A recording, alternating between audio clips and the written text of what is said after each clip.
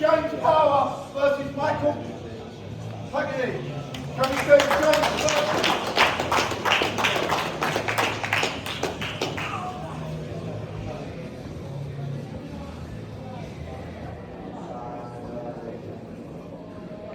It's good, 155.6. Beautiful.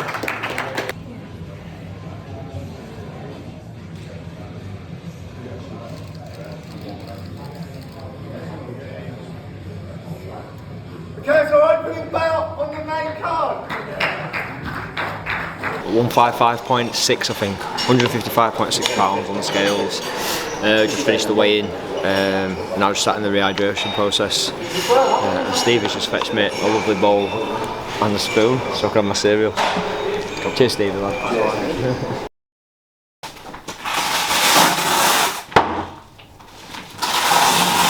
On eBay, limited edition, James Power's DNA. Ah, that's what you're doing, you're trying to collect it all. Yeah, I'll help you, mate. Don't you worry, you just worry about your rehydration. Got some heavy duty Velcro there. We go there, Jim. Albicocca. What flavour is it? Peach? Apricot. Yeah, apricot yogurt. Yeah, so camp has been phenomenal for James. This is my second time being part of his team for his Cage Warriors fight. He's probably in, from what I can tell, the best shape and level of performance he's been at. Like, his striking's just next level. Speed, power, execution. We knew this guy was a good striker. You know, and I know Cam has been solid and happy with his grappling, so we spent a lot of time working on his striking. James's performance and training in the past 8 to 12 weeks has been nothing short of excellent. He listens to instruction so well, he's so coachable. So, the past 18 months, I think we've potentially turned him into a world beater from a lad that was just a kickboxer that tried a bit of MMA. You know, the opponent we've got tonight in Michael Pagani, he's undefeated, he's dangerous, he has flamboyant strikes, he's got some nice knockouts on his record, but he hasn't knocked out someone of the calibre of James who can read the data in front of him and process it and then bring another problem to make him play his F-level game, which I think is what he's going to do. There's quite a few discrepancies in Michael's game. When he goes forward, he overcommits, and I think James will be able to read it with his top level skill set to be able to counter strike so well. But not only that, James will be putting his own pressure on him so that Michael won't be playing to his strength immediately. But at the same time, we are prepared for a dogfight, which I think, you know, Michael does have the capabilities to bring. You know, sometimes you see a guy early on in their career and there's just something about them where you think, yeah, like they've got that potential, and it might not be that they're like incredibly outstanding in one specific area or they're like super charismatic or something, but they've just got a bit of everything. They've got a bit of the look, they've got a bit of the physique, they've got clearly the skill to do what they're doing in the cage, and they just look like they could be dangerous. And I think for me, when you go back to obviously, you know, the Shelley fight, I had Adam Shelley as the favourite going into that fight. You know, James Power, as good as he is, hadn't been tested to that point. Adam Shelley was his first test, and obviously he passed it. But for me, you've got to look at that Lucas Capera fight, because Capera is the test, right? He's the hard nose. Like, you need to be good to get this guy out there. He didn't make it easy on him either, did he, Capera? He fought well. Absolutely, but I guess my point is to make Capera sit on his stool at the end of that second round and say, nah, you know you're in with a savage, and that's exactly what James Power is. You know, it's no surprise to me that with just 2 Cage Warriors fights under his belt, he's one of the guys, like, when we put a post up on social media, that post getting retweeted, that post is getting comments, people are fans of this guy, and I think after this fight we see on Saturday night, I think he's going to have a few more on that list. I think it's all down to me. I was championing James Power before. I'm taking credit for James Power. I don't care. I'm taking. Well, Power's a good Irish name, isn't it? It is. My next door neighbour is called James Power, so there you go. You fucking beauty. Do you live next door to Jimmy?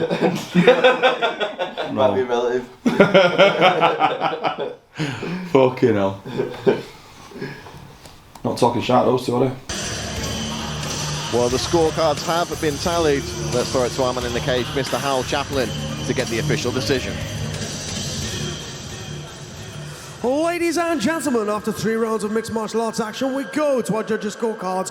Your judges scored this contest 29-28, 29-28, and 29-27 in favour of your winner by way of unanimous decision. In the red corner, Michael Sniper Pagani! So I had a really good warm-up backstage before this. I'd done loads of grappling sequences with Cam and Charlie, as well as cracking the pads very hard with Ryan. I was feeling good, feeling on point with everything pre-fight. 6-0 with a single no contest in the middle there. So yeah, 6-0, and I'm 5-0 at this point, obviously. Both finished. Well, I finished all my fights. He finished 5 out of the 6. So both coming in with an exciting style and a good matchup for a fan-friendly fight.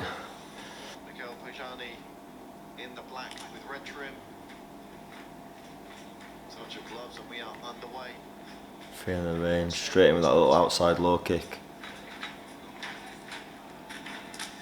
Big body kick. Big hitters, both finishers. Probably give the edge on the ground to power.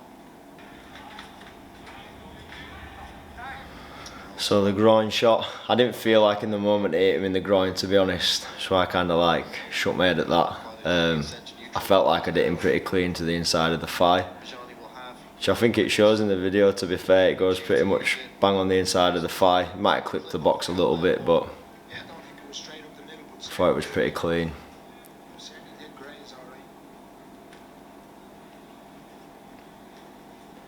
But it's the start of the fight, so you won't really be taking a break because you're tired at this point. You know, we've only been going at it for 2 minutes up to now, and it's been very, very jittery. Both trying to feel each other out, obviously both respecting each other's power. You know, I was constantly looking for that right hand from him, and trying to figure out his timing on that and when to counter it.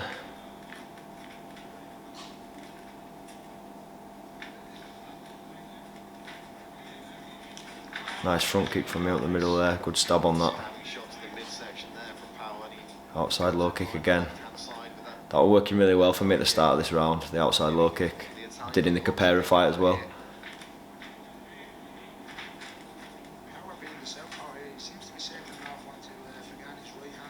So yeah, I'll just pause it there real quick.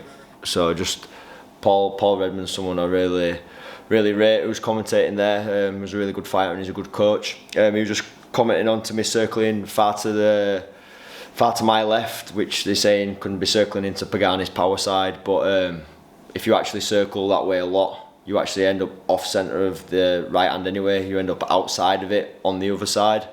So you don't always, as a southpaw, have to circle to your right if they're kind of winning that outside foot battle. Overcompensating and going to your left further, you'll still stay outside of the right hand. You'll just obviously be on the other side to it as opposed to getting on this side. So that was why I was doing that, because I felt like he was putting lots of time and effort into maintaining the outside foot battle through most of the fight with his circular footwork. So there I tried to rag him to the floor with the tilt from that body lock, but again, he had a good solid base, defended it very well. Straight back to the striking, coming with another good combination and body kick there. Block the head kick, return, counter back in, strong shots.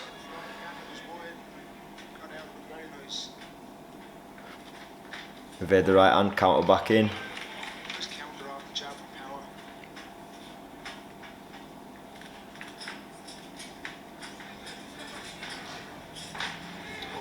He landed that one, that was nice.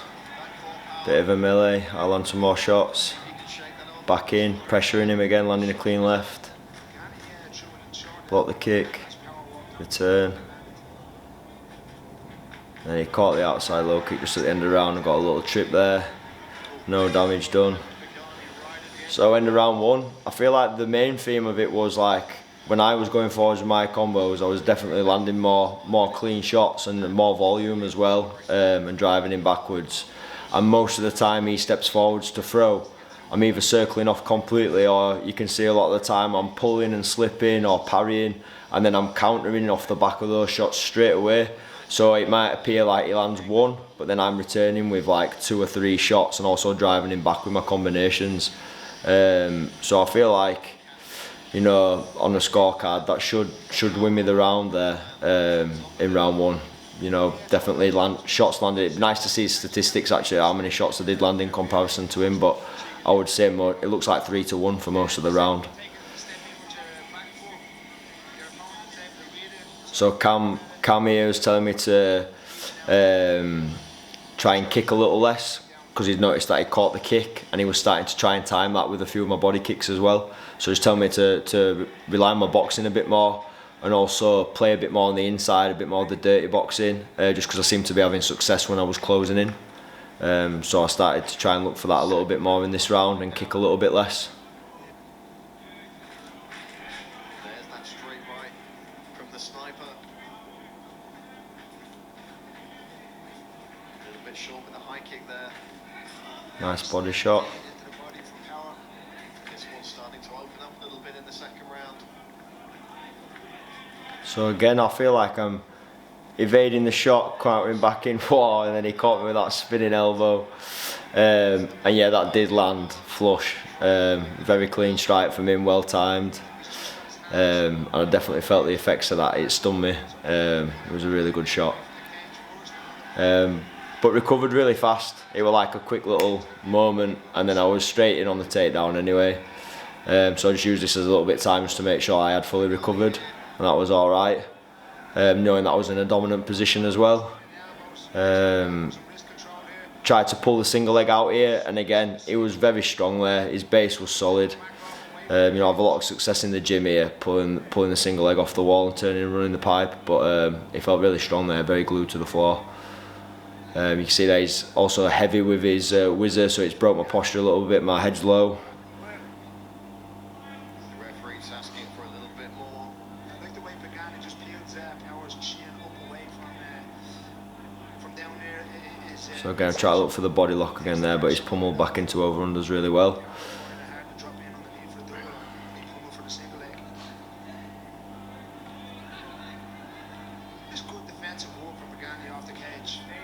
Got to double unders, does well again, pummeling inside and turning off. So I feel like I've had a lot of time with him against the fence there, as well as chipping shots away. And then we break fairly quickly there, once the position's reversed. Again, countering off his shots, pressing him back.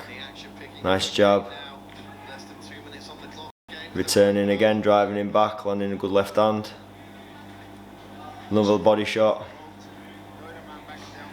Elbow over the top, double jab, driving back to the fence. He did a great job of getting that body lock every time I got him close to the fence from that second round onwards really. As his back's hitting the fence, he steps in and gets the body lock really well. Striking on the break, good right hand from him, left hand over the top from me. Body kick again from me. Nice body kick from him at the end. Good round again, back and forth, but again I feel like the exchanges, I'm driving him backwards when I'm attacking. You know, he's running back to the fence. I'm landing the cleaner shots for the most part. And again, it's like a 3-to-1 ratio. He lands one thing, I'm landing multiple. The spinning elbow was like the only thing that he landed very clean in that round, and that's just like one shot. And although it had some effect to me, like you can see, as I take it, I just carried on fighting from there. You know, I wrestled in on the double leg, pinned him against the wall, and got to work there. So, you know, fair play to him for landing that shot. It was really nice, and I'm sure it would put a lot of people out. But do you know, like I was still fine in there, still fighting. Won the rest of the round after that as well. You know, so I feel like easily that could be. Depends how you see it, but I'd say that's 2 rounds to me. You know, again, if you tallied up the significant strikes, I'd say I'm far ahead in both rounds. Landing big shots, again pressuring back, again he gets that body lock as soon as we get close to the fence. He steps in and grabs the body lock, does a great job of that. Here again I get the head snap, you can hear Cam call for it, and I do it straight away, straight back into combinations, driving him back again, landing some clean left hands. Back in that body lock situation, turning each other. Again, we're back in that over-under position that I'm saying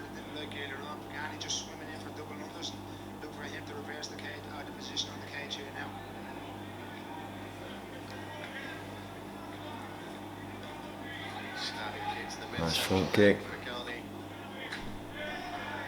Left hand again. Stepping in with the left hand again.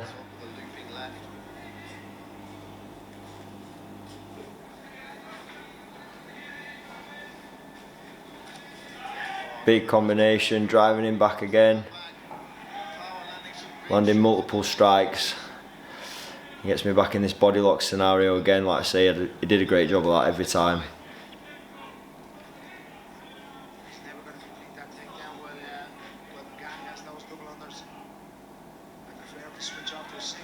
He turns me. He gets a lovely takedown there. Really well done. This is something new here from Pagani that we've been looking forward to seeing. Just how solid that ground game is. So there, push on the arm, pushing the armpit. Try to tilt him over as I come back the other way. I'm looking for that underhook. I'm trying to get up on my side. He counters it really well. Knee cuts across and gets to mount. Straight away I'm trying to do my elbow knee escape to get out of mount, wrapping that foot up, getting back to quarter guard. Now I wanted to turn him, but I'd let him catch my arm here, so now he's threatening the head and arm choke. Which weirdly I was quite happy for him to go for, because I'm very good at like not getting choked from there. So here he got the hand trapped from there, the Dagestani handcuff, which limits my options defensively. I've just got that one free hand. So I need to really try and work to get that arm free, which I was doing, trying to straighten it, but it was trapped under my body. He did a good job of maintaining this position.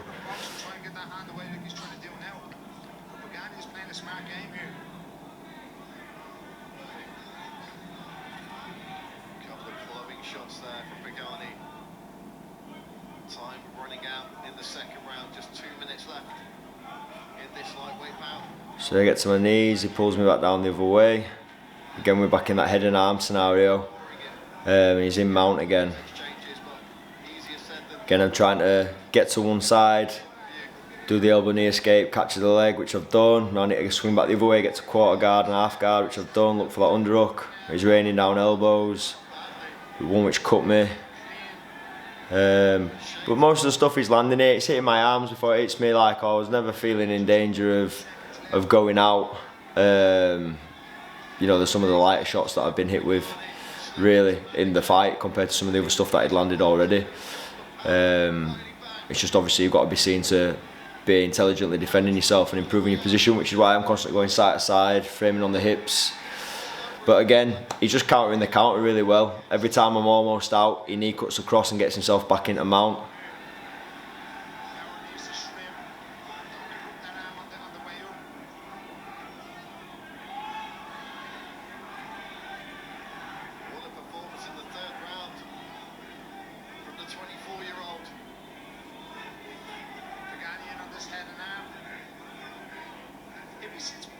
So here, when he got the head and arm, I was actually quite grateful that it stopped him punching me in the face for a little bit as well.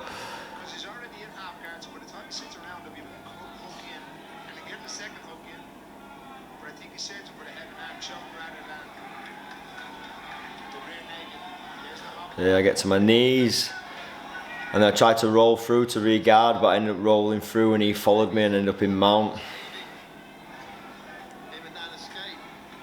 Landing more shots, try to frame, kick away from the half guard position. Lands another couple of strikes. Most of which I block with the forearms again.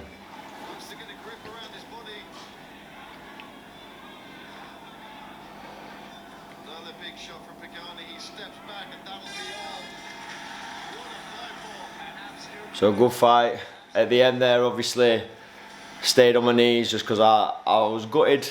More than I was tired, you know, I was disappointed with my display on the ground, because it's one of the areas I've made the most improvements, and I felt like that wasn't a good account of what I've improved at. But also credit to him, he did a really good job of stopping me doing all the stuff that I've learned and that I've been trying to do and that I have success with in the gym. He was countering it really well, and it just shows how different things are in a fight to just in the gym format. But again, the start of the round started really well for me. You know, I had it stage striking the entire round. Obviously, I feel like I was really pulling away. landing lots of really good combinations on him. You know, it was just that takedown he secured, and then I wasn't able to get to a dominant position myself on the floor, and he was able to maintain top position and land ground and pound from there. Lots of control time, damage done, you know, caused a cut with the elbow. So you have to give Pagani the round, and fair play to him. It was a great tactic to do, to switch things up and try the takedown, because I feel like I was pulling away with the striking exchanges.